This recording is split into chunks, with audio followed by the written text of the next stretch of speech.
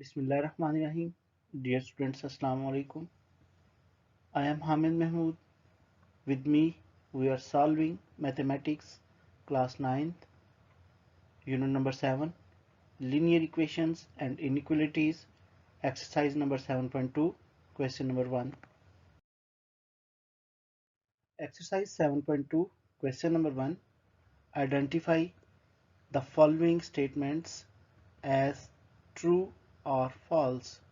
हमने क्वेश्चन 1 में false और ट्रू स्टेटमेंट्स को पहचानना है।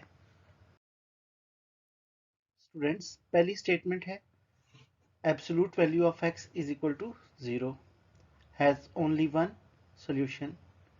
यस स्टूडेंट्स, जो भी एब्सोल्यूट वैल्यू है वो प्लस या माइनस के साथ सॉल्व करते हैं, लेकिन जब वो इक्वल 0 हो तो उसका एक ही सॉल्यूशन पॉसिबल होता है। इस तरह ये स्टेटमेंट ट्रू है।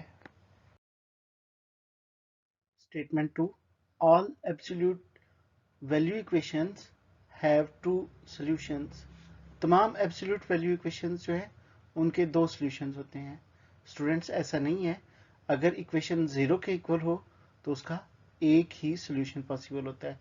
आम रूटीन में अगर ग्रेटर देन 0 नंबर होगा तो उसके दो सॉल्यूशन प्लस और माइनस में होंगे।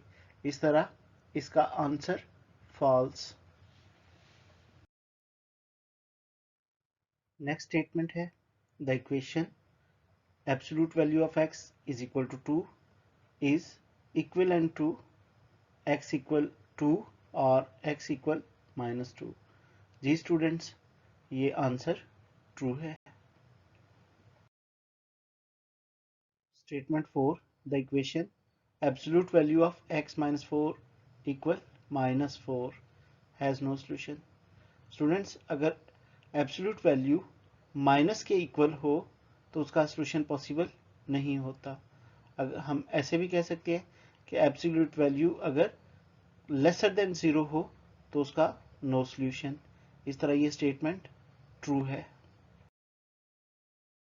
Statement 5, the equation absolute value of 2x minus 3 is equal to 5 is equivalent to 2x minus 3 equal to 5 और 2x plus 3 is equal to 5।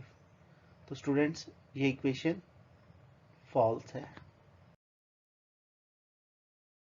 Thanks for watching my videos. Please like, comment and subscribe.